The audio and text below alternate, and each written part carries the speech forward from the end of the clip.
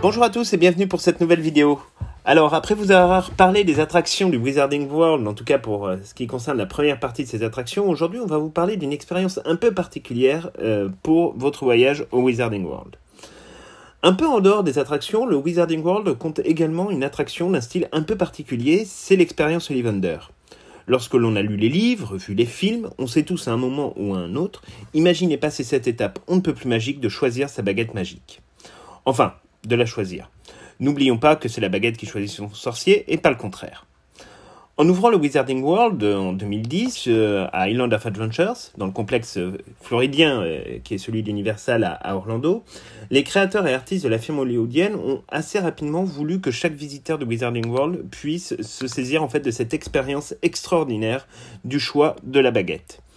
Dès lors, il a été décidé d'ouvrir la toute première boutique Ollivander dans Pré-au-Lard. Il faut savoir qu'à cette époque, le chemin de traverse n'avait pas encore été construit et se trouvait tout juste à l'état de projet, la firme hollywoodienne n'ayant pas encore tout à fait décidé de continuer à développer le Wizarding World dans l'attente de voir si la première partie du parc allait attirer un nombre de visiteurs conséquent.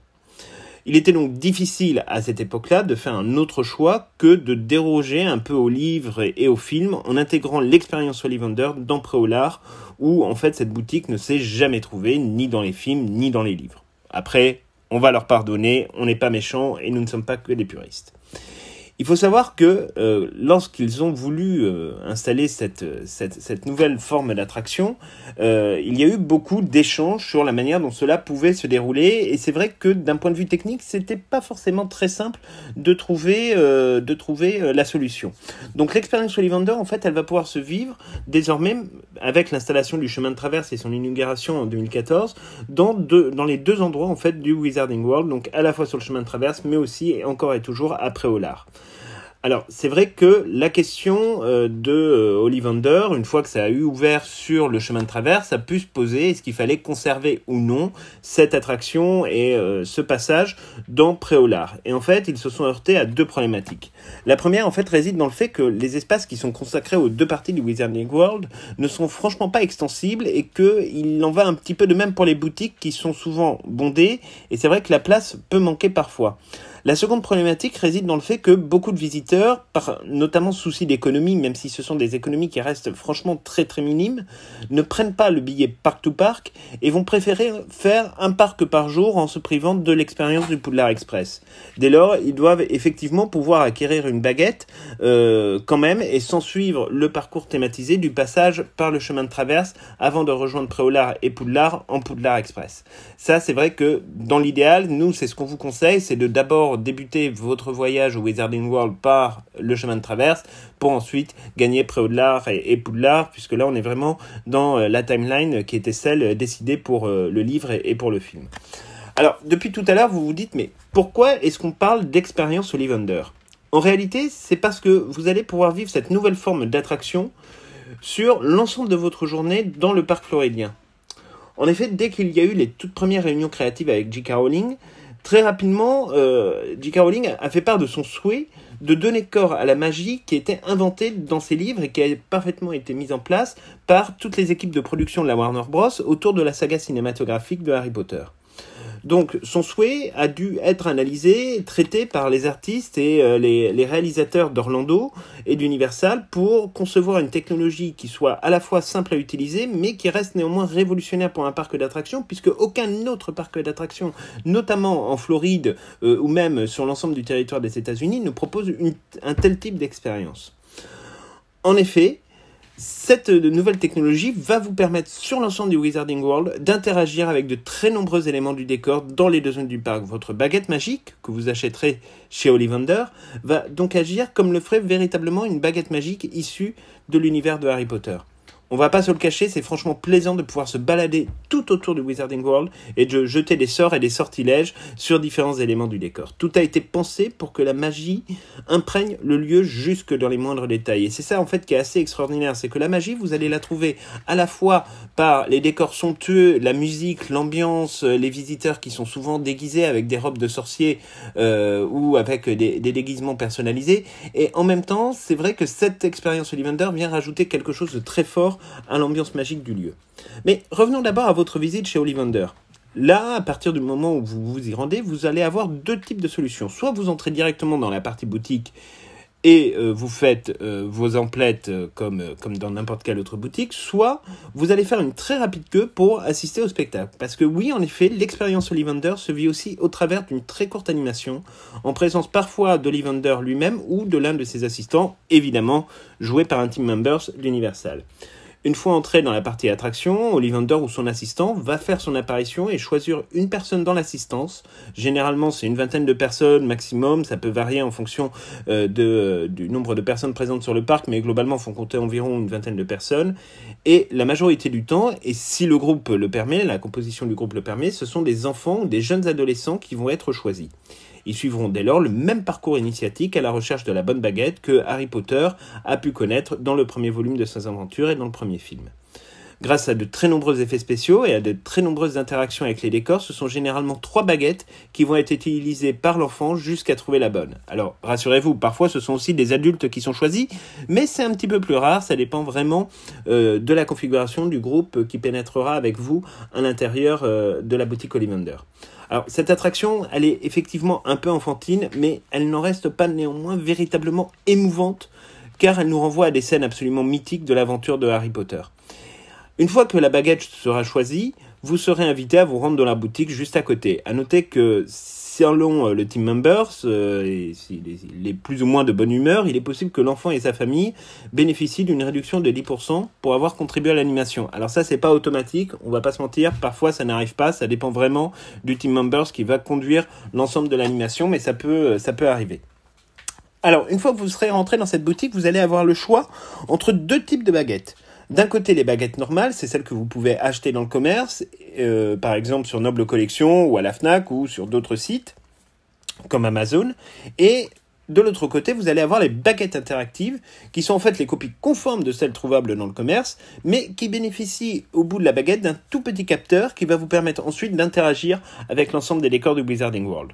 La différence de prix, elle n'est pas monumentale, mais elle est effectivement quand même d'une dizaine de dollars. Donc ça fait 10 dollars en plus, mais franchement, ça, par rapport au prix d'une baguette normale, mais franchement, ça vaut vraiment le coup d'avoir un petit peu plus de dépenses pour pouvoir ensuite en profiter toute la journée dans le parc. Une fois sorti de la boutique, vous allez pouvoir commencer à pratiquer la magie tout de suite, devant de nombreuses vitrines du parc, mais également sur des éléments de décor qui sont plutôt anodins vu de l'extérieur, mais en fait, chaque interaction que vous allez mettre en place avec la baguette lorsque vous allez sortir un sortilège, va réussir à produire quelque chose qui va rendre l'élément du décor un peu plus magique et un peu plus incroyable. Donc chaque baguette interactive est présentée avec un plan que vous pouvez suivre tout au long de votre parcours pour identifier les zones où vous servir de votre baguette.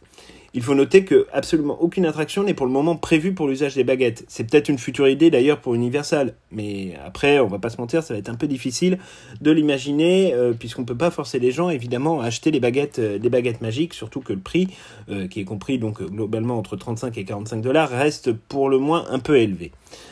Cependant, voilà, vous allez pouvoir utiliser tout au long de votre journée dans les deux parcs de très nombreux sorts et sortilèges, dont les plus connus, Incendio, Silencio, Wingardium Leviosa, Aguamenti, etc., etc. Et en fait, à chaque fois, chaque sortilège va avoir une interaction inédite, c'est-à-dire que voilà, vous n'aurez pas le même type d'effet si vous utilisez un Wingardium Leviosa sur un décor que si vous utilisez par exemple Aguamenti sur un autre décor.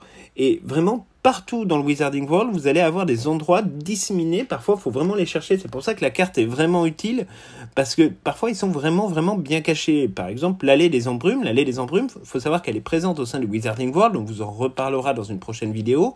Mais il y a beaucoup de gens en fait qui passent à côté, parce que c'est vrai qu'elle est très bien cachée dans le chemin de traverse, et qu'il y a beaucoup de gens qui ne se rendent même pas compte qu'il y a là une boutique et également des éléments d'interaction grâce aux baguettes interactives. Donc vraiment, faut parfois chercher, faut parfois avoir l'œil, même si la carte est encore une fois très bien faite, et vous pouvez le voir notamment aux photos sur notre vidéo, c'est vraiment une très belle carte, qui n'est pas d'ailleurs sans rappeler la carte du maraudeur, Mais voilà, vous allez avoir vraiment beaucoup de travail et vous pouvez presque y consacrer une demi-journée puisque vous allez avoir en tout et pour tout 34 occasions dans les deux parcs pour vous entraîner. Alors généralement c'est vrai qu'il y a un petit peu d'attente pour lancer votre sortilège parce que vous n'êtes pas tout seul évidemment à avoir une baguette interactive, donc faut être un petit peu patient, mais généralement voilà, ça dure pas plus de 5 minutes d'attente, voire beaucoup moins, et très rapidement vous pouvez réaliser votre sort et franchement c'est très agréable.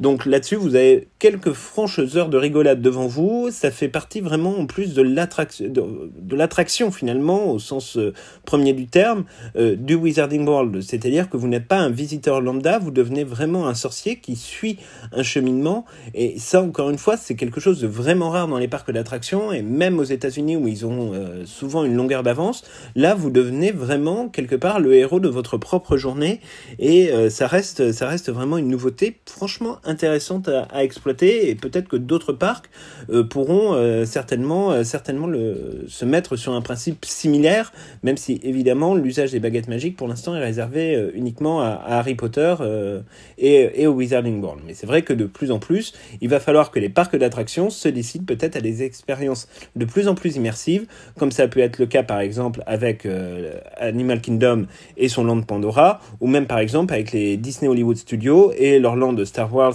qu'ils ont ouvert l'année dernière, et qui effectivement donne une plus grande place aux visiteurs dans les attractions que ça n'a pu être le cas par le passé. Le spectateur aujourd'hui ne peut plus être que spectateur, il doit être également acteur de son propre voyage et de sa propre initiation dans le land ou dans le parc d'attractions dans lequel il se trouve.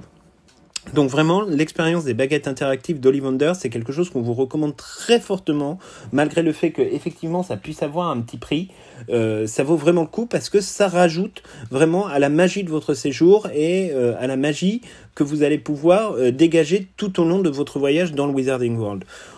Très sincèrement, ça fait partie peut-être de nos événements un peu préférés en dehors des attractions Wizarding World, parce que c'est vrai qu'on a beaucoup de choses à faire avec ces baguettes, et surtout en plus ces baguettes, vous pouvez les garder d'une visite sur l'autre, même si vous retournez 2, 3, 4 ans plus tard au Wizarding World, votre baguette sera toujours valable, et même si des fois elle ne fonctionnait plus très bien, il suffit juste d'aller dans une des boutiques Ollivander et très gentiment ils vous changeront le petit embout à la fin de la baguette, et à partir de ce moment-là vous allez pouvoir réutiliser votre baguette originale. Donc c'est vraiment pas non plus un pouce à l'achat si vous possédez déjà une baguette interactive d'Universal Orlando, vous pouvez vous en servir.